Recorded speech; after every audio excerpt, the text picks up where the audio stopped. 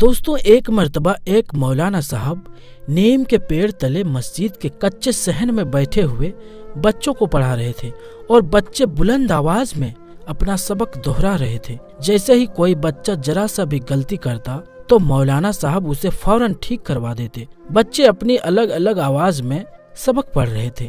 اتنے میں اچانک مولانا صاحب کو ایک گمبھیر سی آواز آئی۔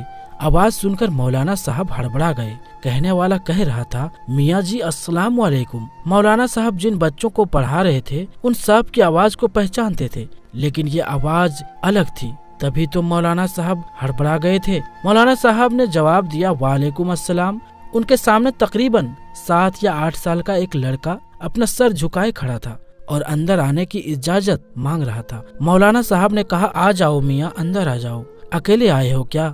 کوئی اماں ابا نہیں آئے تمہارے ساتھ؟ یہ سنتے ہی لڑکا سب بچوں کو پھلانگتا ہوا مولانا صاحب کے قریب آ کر ہاتھ باندھ کر کھڑا ہو گیا۔ اس کی نظریں جھکی ہوئی تھی۔ اس نے مولوی صاحب کے سوالات کا کوئی جواب نہیں دیا۔ شاید وہ مولوی صاحب کے اگلے سوالوں کا منتظر تھا۔ مولانا صاحب کو خود ہی پوچھنا پڑا کہ کیوں میاں، کون ہو تم اور کہاں سے آئے ہو؟ کیا کچھ پڑھنا چاہتے ہو؟ بچے نے جواب دیا، جی ہاں مولوی صاحب، آپ مجھے اپنی شاگردی میں لے لیجئے۔ مولوی صاحب اس کے معصوم سراپے میں کھو گئے تھے، لیکن اس بچے کی آواز تھوڑی الگ تھی۔ وہ اسے گھورتے ہوئے بولے، کیا تمہارا تعلق اسی گاؤں سے ہے؟ یہاں تو لوگ پنجابی بھی ٹھیک طرح سے نہیں بول پاتے اور تم ہو کہ اردو بول رہے ہو۔ لڑکا ذرا سا بھی نہیں گھبرایا اور بولا، وہ دراصل مولانا صاحب، میں اس سامنے والے جنگل کے پیچھے جو گاؤں ہے وہاں سے آیا ہوں، جہاں ندی بہتی ہے۔ آپ کو تو پتہ ہی ہے، پچھلے مہینے موسلادھار بارشوں کی وجہ سے وہاں سیلاب آ گیا تھا اور اس سے بہت سارے درخت بھی اکھڑ گئے تھے، لوگوں کے گھر بھی تباہ ہو گئے تھے، ہمارا گھر بھی اسی میں ڈوب گیا تھا۔ اسی طرح میں اپنے والدین سے بچھڑ گیا اور اب میں چاہتا ہوں کہ میں آپ کے پاس رہوں، کیونکہ اس گاؤں میں تمام بچے آپ سے فیضیاب ہوتے ہیں۔ میں آپ کے ساتھ رہنا چاہتا ہوں۔ مولوی صاحب نے جب اس کی یہ بات سنی تو حیرت سے بولے، لڑکے تمہاری عمر کیا ہے؟ قد کاٹ سے تو تم 7 یا 8 سال کے لگتے ہو، مگر بات چیت تو بڑوں جیسی کرتے ہو۔ بچے نے کہا، میں 13 سال کا ہوں، بیماری کی وجہ سے میرا قد چھوٹا رہ گیا۔ اس کی یہ بات سن کر تمام بچے کھلکھلا کر ہنسنے لگے۔ مولوی صاحب نے وہیں بیٹھے بیٹھے ایک تو بچوں کو چھڑی ٹکا دی اور پھر لڑکے سے کہنے لگے، اچھا پتر، تم آج خود کو ہماری شاگردی میں سمجھو، اور ہاں، تمہارا نام کیا ہے؟ بچے نے کہا، جی مولانا صاحب، میرا نام معراج الدین ولد سراج الدین ہے۔ اس کی اردو پر دیہاتی بچے پھر سے ہی کرنے لگے اور اب تو مولوی صاحب بھی ہنس پڑے۔ انہوں نے سب بچوں کو چھٹی دے دی اور کہا کہ اگر کہیں کوئی اچھا سا سالن مل جائے تو میرے واسطے اسے الگ سے کٹورے میں ڈال لینا، دال ساگ تو ہمیں ہضم نہیں ہوتا۔ نیا لڑکا یہ بات سن رہا تھا، وہ جلدی سے بولا، مولوی صاحب، آج میں آپ کے لیے کھانا لاؤں؟ میری بہن اس سے اگلے گاؤں میں رہتی ہے اور بڑا اچھا کھانا بناتی ہے۔ مولوی صاحب کی منہ میں تو پانی آ گیا، مگر پھر بھی دکھاوا کرتے ہوئے بولے، تم کہاں اتنی رات کو اگلے گاؤں میں جاؤ گے؟ آج ویسے بھی چودھری صاحب کے یہاں سے اچھا کھانا آ جائے گا، جمعرات ہے نا، اس لیے۔ اس کے بعد اس نئے لڑکے کو ایک بڑے سے حجرے میں جہاں باقی سارے طلبہ رہتے تھے وہاں پہنچا دیا گیا اور وہ بچہ سب کے ساتھ کھجور کی چٹائی پر سو گیا۔ دوستو، اگر آپ کو یہ ویڈیو پسند آ رہی ہے تو آپ سے گزارش ہے کہ اس ویڈیو کو لائک ضرور کریں۔ تو دوستو، اس طرح سے وہ لڑکا جس کا نام معراج الدین ولد سراج الدین تھا، وہ مولوی صاحب کا باقاعدہ شاگرد بن گیا۔ اس کا حافظہ بہت اچھا تھا۔ اس نے 1 ہفتے میں ہی بغدادی قاعدہ پورا کر لیا اور صرف 3 مہینے میں قرآن پاک پورا کر لیا، اور اب تو وہ اسے حفظ بھی کرنے لگا تھا۔ مولوی صاحب تو بس حیران تھے کہ آج تک ہزاروں شاگردوں کو پڑھا چکے تھے، مگر ایسا حافظہ، ایسی روانی کبھی دیکھنے سننے میں نہیں آئی تھی۔ جب بھی اس کا سبق سنتے تو گڑبڑا جاتے کہ یہ لڑکا انسان بھی ہے یا کوئی اور مخلوق ہے۔ مولوی صاحب ایسا سوچتے ضرور تھے، مگر اپنا یہ خیال کبھی ظاہر نہ ہونے دیا۔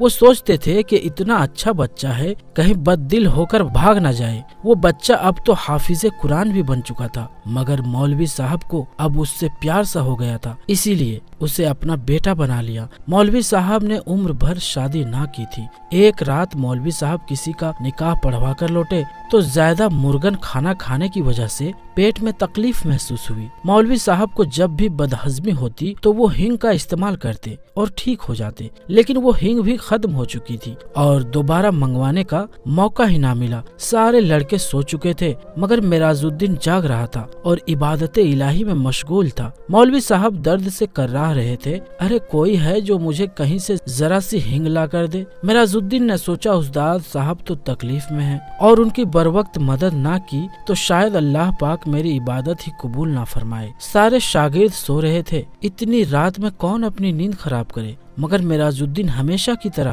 خدمت کے لیے تیار تھا۔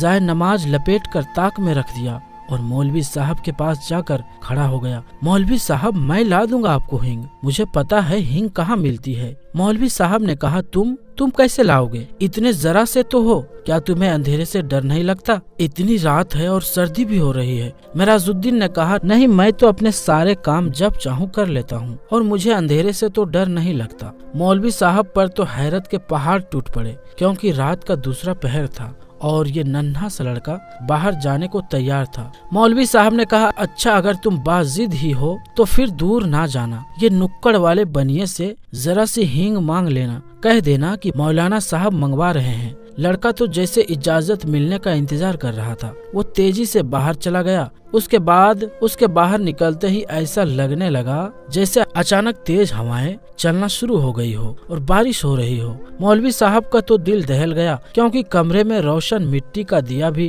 ہوا کے جھونکے سے ٹمٹما کر بجھ گیا تھا۔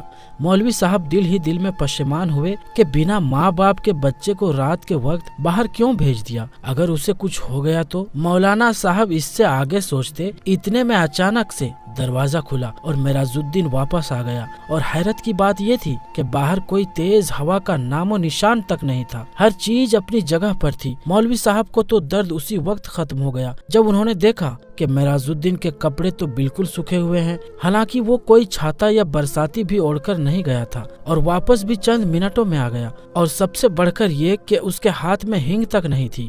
مولوی صاحب نے اپنی حیرت کو چھپاتے ہوئے پوچھا، کیوں بیٹا لے آئے ہنگ؟ اس نے کہا جی میاں جی لے آیا ہوں۔ مولوی صاحب نے کہا کہاں ہے؟ تو پھر مجھے دیتے کیوں نہیں؟ لاؤ مجھے دے دو۔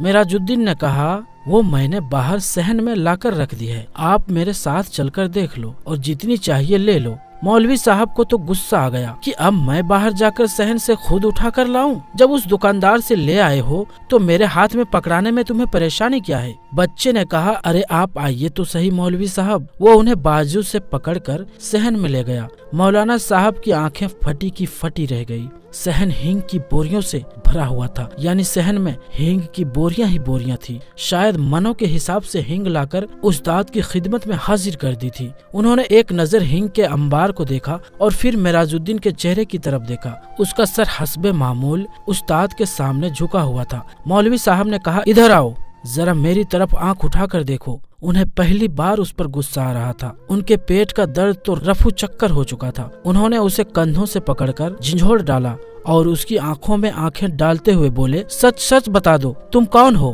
کیا تمہارا تعلق جنات سے ہے؟ بچے نے کہا جی میاں جی، آپ کا خیال درست ہے، میں واقعی ایک جن زادہ ہوں۔ اس کا سر استاد کے قدموں پر تھا اور وہ زار و قطار رو رہا تھا اور برابر معافی کی درخواست کر رہا تھا۔ مولوی صاحب نے پیار سے اس کا سر اپنے قدموں سے ہٹایا اور اسے گلے لگا لیا۔ اس نے بتایا کہ اسی نیم کے پیڑ پر جس کے نیچے سارے بچے بیٹھ کر قرآن پاک پڑھتے ہیں، یہاں پر میرا بسیرا ہے۔ میں روزانہ قرآن پاک کی تلاوت سنا کرتا تھا، تب میرا بھی دل چاہا کہ آپ کی شاگردی میں آؤں۔ مولانا صاحب جو باغور اس کی بات سن رہے تھے اچانک جیسے ہوش میں آ گئے اور کہا اچھا تو اب تو تمہارا مقصد پورا ہو چکا ہے نا، تم قرآن پاک کے حافظ بھی بن چکے ہو۔ بے شک تم نے آج تک مجھے شکایت کا موقع نہیں دیا، لیکن مجھے خدشہ ہے کہ اگر کسی دن تمہیں کسی بات پر غصہ آ جائے اور انجانے میں تم نے اپنی طاقت کا مظاہرہ کر دیا تو تب کیا ہوگا؟ بہتر ہے کہ اب تم چھٹی کرو اور اپنی دنیا میں لوٹ جاؤ، اور اگر تم نے میری بات نہ مانی تو میں تمہیں بوتل میں بند کر کے زمین میں دبا دوں گا۔ مولوی صاحب کی ڈانٹ سن کر وہ باقاعدہ ہچکیاں لے کر رونے لگا اور بولا جن استاد صاحب نے اسے علم سکھایا وہ ان کی جی بھر کر خدمت نہیں کر سکے گا، اس بات کے لیے وہ زندگی بھر شرمسار رہے گا۔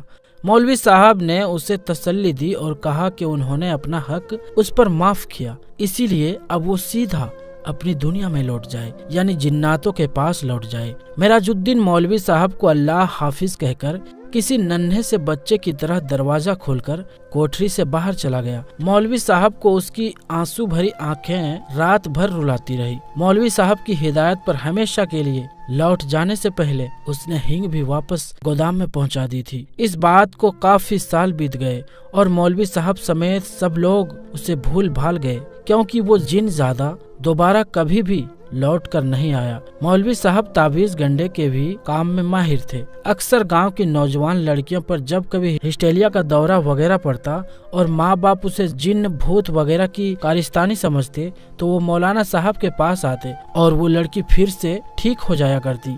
एक मर्तबा एक लड़की को मौलाना साहब के पास लाया गया। वो लड़की बिना पानी के मछली की तरह तड़प रही थी और बार बार सर पटक रही थी।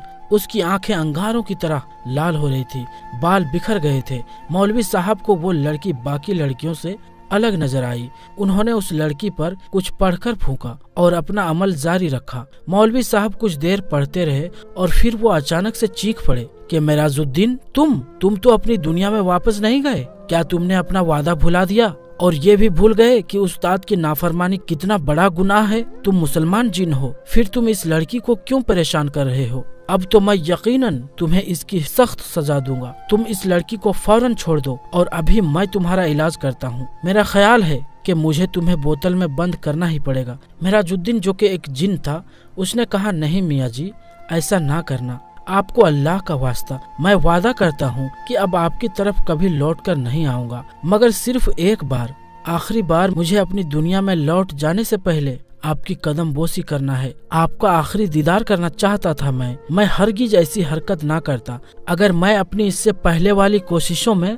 कामयाब हो जाता। शायद आपको मालूम होगा कि गांव के जमींदार की ठीक उसी रात किसी ने चारपाई उलट दी थी जब मैंने आपको अल्लाह हाफिज कहा था। मेरा प्रोग्राम ये था कि यूं इस बंदे के इलाज के लिए आपको बुलाया जाएगा और मैं अपने मोहतरम उस्ताद का दीदार एक बार फिर से कर सकूंगा, मगर मुझे नाकामी का मुंह देखना पड़ा, क्योंकि मुझे भगाने के लिए उन्होंने किसी और को बुला लिया था। उसने मुझे सख्त तकलीफ और अजियत पहुंचाई, क्योंकि उसने मुझे वाकई एक बोतल के अंदर बंद करके खेत के अंदर दबा दिया। वो तो मेरी लगन सच्ची थी कि जमीन पर ट्रैक्टर चला और आज पूरे 10 साल बाद मुझे रिहाई मिली। तो मैंने सोचा कि उस्ताद के लिए दीदार की शौक में मैंने बड़ी सजा पाई। अब तो मैं जरूर आपकी जियारत करूंगा, चाहे मुझे एक बार फिर से इसके बदले में बोतल के अंदर जाना पड़े। मुझे बेहद अफसोस है कि मुझे ये तरीका इख्तियार करना पड़ा, मगर मेरी आज ख्वाहिश तो पूरी हो गई। अब आप मुझे बस आखिरी बार अपनी कदम बोसी का मौका दे दें। मैं अपने उस्ताद के कदमों की खाक पलकों पर लगाना चाहता हूँ, आपके गले लगना चाहता हूँ। मौलवी साहब ने उसे लड़की को छोड़ देने का हुक्म दिया और उसे गले से लगाकर खूब प्यार किया और दरवाजा खोल दिया। लड़की एकदम होश में आ गई, मगर मौलवी साहब की आंखें नम हो गई। तो दोस्तों, ये किस्सा एक मौलवी साहब और एक जिन्नजादे का था जो हम आपको सुनाना चाहते थे। ये वीडियो आपको कैसी लगी कमेंट बॉक्स में जरूर बताएं। उम्मीद करते हैं ये वीडियो आपको पसंद आई होगी। मिलेंगे अगली वीडियो में, तब तक के लिए अस्सलाम वालेकुम, अल्लाह हाफिज।